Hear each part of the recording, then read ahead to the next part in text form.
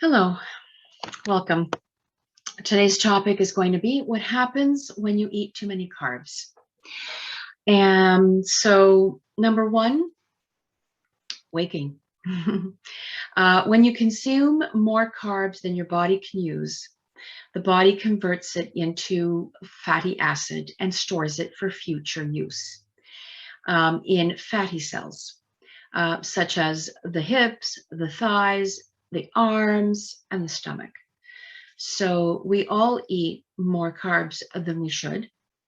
And so we tend to start to put on weight because the body does not know what to do with the excess carbs. It's just too many carbs for the body to handle. We take medications as type 2 diabetics to offset and to allow us to eat these foods, but we're still eating more foods than we should, or more carbs than we should, and so that creates weight gain. And so we have to be very mindful of the amount of carbs that we're eating in order to not have them turn into fat on our body. So when you start to eat a lower carb lifestyle, what happens is that your body switches from, burning carbohydrates, because the body goes looking for carbohydrates and doesn't really find what it's looking for. It switches to burning fat. And so when you switch from a high carb lifestyle and start to eat low carb and choosing better lower carb foods to eat, your body will, of course, consume the carbs immediately because the body loves carbs. But then when it finds that you haven't given it the carbs it was accustomed to, it's going to go and burn fat because food is fuel. We're like a car. We need fuel in order to live, in order to function. And so when the body doesn't get the carbs it craves, it will switch to burning fat. And then you start to lose weight. But what happens when you eat too many carbs? Weight gain. Now, the second thing that happens is tooth decay. So sugar doesn't cause cavities, right? I don't know if you've ever been told as a child that, eating too much sugar is going to cause cavities. That's not true. But, sugar and carbs interacts with the bacteria in the mouth and produces acids that dissolve and damage tooth enamel. And it causes the tooth to rot. So that's what happens is that it's the bacteria and that produces the acids, and that's why we tend to get cavities. So partially right when your parents told you that eating sugar created cavities. Now the other thing, so number 3, what happens when you eat too many carbs is skin problems. I used to have adult acne. I had terrible skin. Sugar, really causes a lot of skin issues. And so, scientists have recently made the connection between consuming dairy. Dairy is another thing that can, be harmful. I do eat dairy, but, dairy is something that some people with type 2 diabetes will eat or won't. Dairy doesn't have carbs, or very minimal unless you're having milk. But we, in my lifestyle, in the My Way of Eating program, we don't drink milk. But we do have cream, heavy whipping cream. We do use butter, which is made from butter is the fat from churning the milk. But the skin problems is a result of eating high carb foods with high glycemic indexes and from consuming dairy, right? That can also cause skin problems. So now I have wonderful skin, amazing skin, and my adult acne is now non-existent. So that's number 3. Number 4 is increased sugar cravings. So we've been, as a society that is so heavily dependent on our meals all being very, very high in carbs, when you eat a lot of sugar, your brain releases a dopamine, the feel-good chemical, that it's released when you're having sex, when you're having positive human interactions. It's what drug addicts get, it's that pleasure center. So imagine when you're biting into a gooey piece of pizza, or, a wonderful sandwich that you've made with a really high quality, good bread, crusty panino. That, and I recall how, like, I had no thought in the world other than demolishing that wonderful high carb food that I was eating.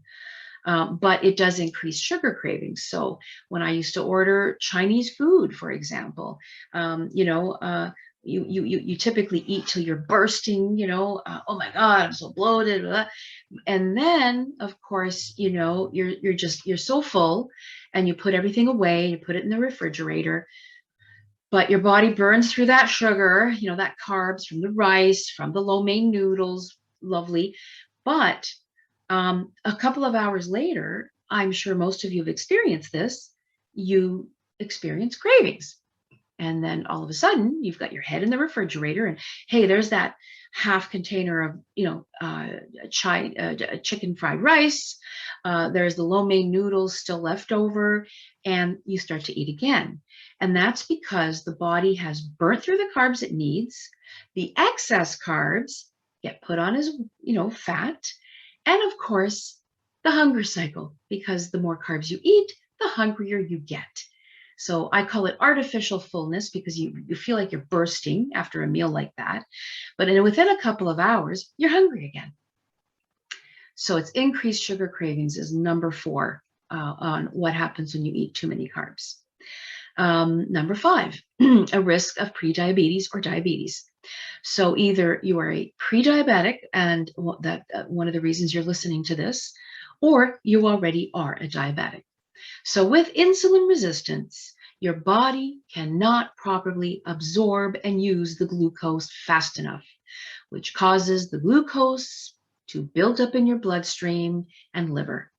And of course, this led to either you being diagnosed by your doctor as pre-diabetic, and your doctor kept warning you, as my doctor warned me, that you are going to become a diabetic. Did I listen? Did you listen? Probably not. And so you are now a full-blown type 2 diabetic on some sort of medication, just as I was 7.5 years ago. And so 8 years ago, well, I guess for a while there, because I had been gestational diabetic twice, 2 children, I was being warned by my doctor, when you're usually a gestational diabetic, meaning you get diabetes during your pregnancy, you are told that it will go away after the birth of your baby, but it is an indicator that you're going to be predisposed to become a diabetic later in life. Did I listen? Heck no, of course not. And so when I began to, gain weight after the birth of my children, every year my doctor would say, Louisa, you are getting close to becoming pre-diabetic. Be careful. Please come back next year having lost weight, not gained it. I would promise vehemently, oh yes, I'm going to lose 15 pounds this year, doc, or 20 pounds. And I would go back the following year and had gained weight instead of losing it. So, and then of course I eventually was a pre-diabetic, and that still did not convince me to change my lifestyle. I continued to eat the foods I loved and adored and was addicted to, and I did become a type 2 diabetic and went on metformin immediately. So number 5 is the pre-diabetes and diabetes diagnosis. Number 6 is depression and anxiety. So eating a lot of sugar causes your brain to release dopamine, as I said, the feel-good chemical. But a diet rich in sugar, even though it helps, well, when you're eating that stuff, of course it's helping, because we run to carbs when we're stressed or depressed. But the sugar increases inflammation throughout the body, including the brain.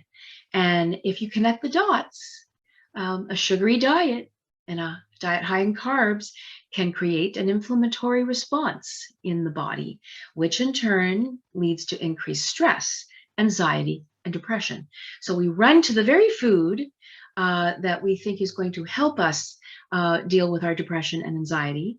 But what happens is with the increased inflammation running through our body, including our brain, we actually come out of that after that initial high dopamine because we bit into a crusty panino or a tub of ice cream.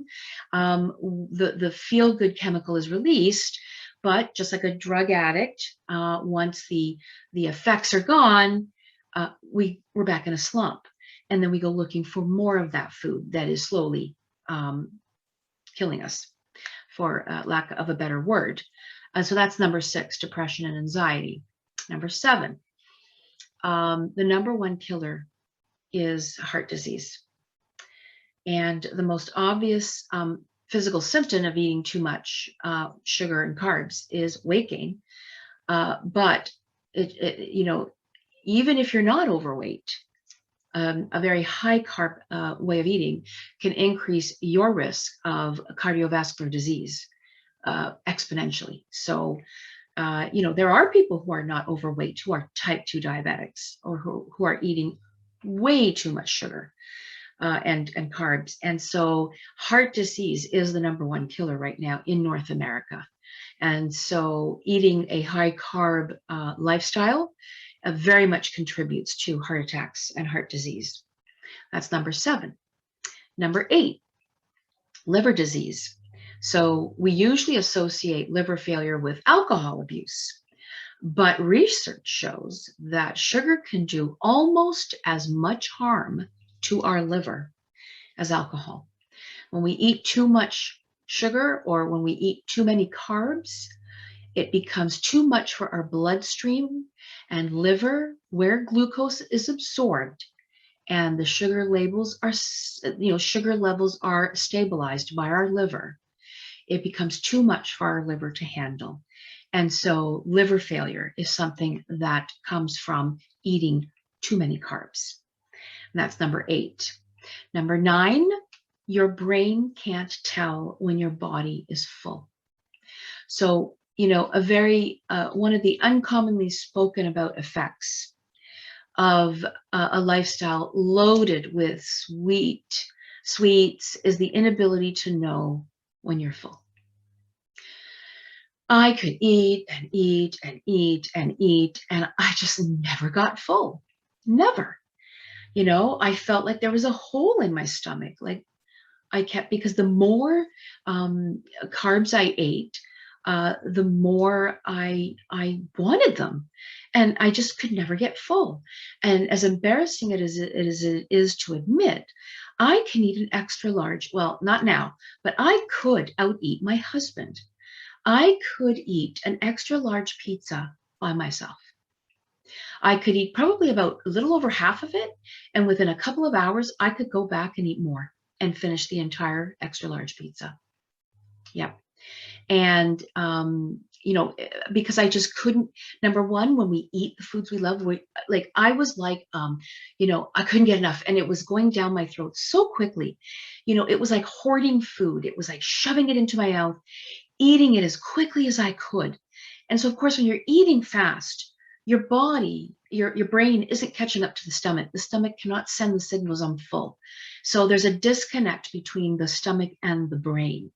So when I was eating slice after slice of pizza, my brain just could not connect with the stomach and understand when it was full. There's studies published that found that diets and lifestyles high in carbohydrates interfere with the brain's signal to your body that you're full. And that's why I could eat. I mean, when I had my young children and I would cook, and then they would leave so much food on their little, their plate. And I'd already had the mashed potatoes. I already had the peas, corn, and carrots. I'd had the, garlic bread along with whatever protein I served, some type of meat. But the kids, I would eat their leftover mashed potatoes. I would eat their leftover garlic bread.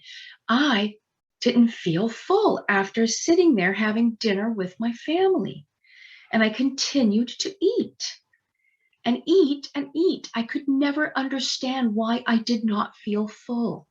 And I don't know if this resonates with some of you or not. So that's number 9, is that your body can't tell when your body is full. Your brain, did I say? Your brain can't tell when your body is full. Number 10, memory problems, dementia, Alzheimer's. So a study has been done confirming that high carb ways of eating can directly impact our brain's ability to retain short and long-term memory. And the study found that after just 4 weeks on a high sugar, high carb way of eating, lab rats had decreased cognitive abilities.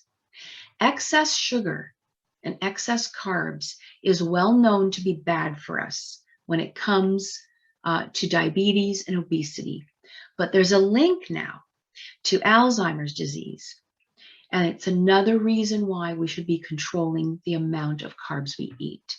As a matter of fact, Alzheimer's is now being called type 3 diabetes.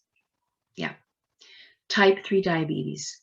The medical professionals are starting to clue in that carbohydrates not only create an insulin-dependent individual or metformin, but high carbs, also eating too many high carb foods through a lifetime have impacted our brain and our memory.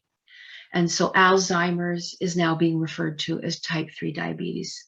That is scary. Really, it really is. So that's number 10.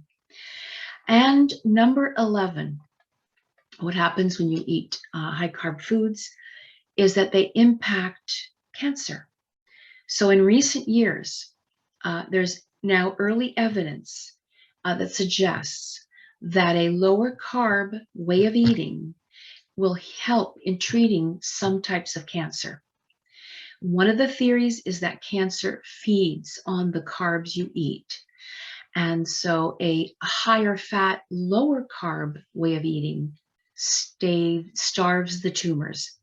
And so I've had a number of friends now who've had cancer, and I've cautioned them and I've told them to bring down the carbohydrates. They're not type 2 diabetics, but I have cautioned them to watch the amount of carbs they're eating because it is impacting their cancer treatments. You see, cancer loves carbs. So cancer cells love it when you give the body carbohydrates. So, it is, going and choosing a lower carb lifestyle has so many benefits, which will be addressed in a different session. But this session was principally about the effects of eating too many carbs. And so I'm going to name them again. Number 1 is weight gain. Number 2 is tooth decay. Number 3 is skin problems. Number 4 is increased sugar cravings. Number 5 is a risk of prediabetes or type 2 diabetes diagnosis. Number 6, depression and anxiety. Number 7 is heart disease. Number 8 is liver disease. Number 9, your brain can't tell when your body is full. Number 10, memory problems, dementia, and now something they're calling type 3 diabetes, Alzheimer's. And number 11, it even impacts the treating of cancer. So, when you're going into the hospital and you're a cancer patient, and they're bringing you that tray of a very high carb breakfast, let's say, a breakfast of a whole wheat bagel, 70 grams of sugar, a banana, 24 grams of sugar. When I say sugar, remember I say carbs, it means carbs. So the banana, the bagel, 70 and 24, that's already 94 grams of sugar you're giving to a cancer patient. A glass of orange juice, 40 grams of sugar. So you can see that's 134 grams of sugar already. So you can see that you're feeding the cancer. You're feeding it. And if you're a type 2 diabetic, you're just giving sugar to your body. You're giving your body more carbs than it can handle. So I do hope that this session was helpful to you. I've given you 11 things that happen when you are eating high carb. And so again, I ask of you to write down for the next week the amounts of what you're eating. In particular, write down every day at breakfast what you're eating, and then look up the carb content. You can just Google, how many carbs in a banana, how many carbs in a bagel, so that you start to realize how much sugar and how many grams of carbs you're eating. So thank you again for listening. My name is Louisa Maroney. I am the founder of My Way of Eating, dedicated to reversing type 2 diabetes or getting people off medications or decreasing the amount of type 2 medications you're taking, and dedicated as well to weight loss and addressing obesity and food addictions. So thank you so much for listening to this session.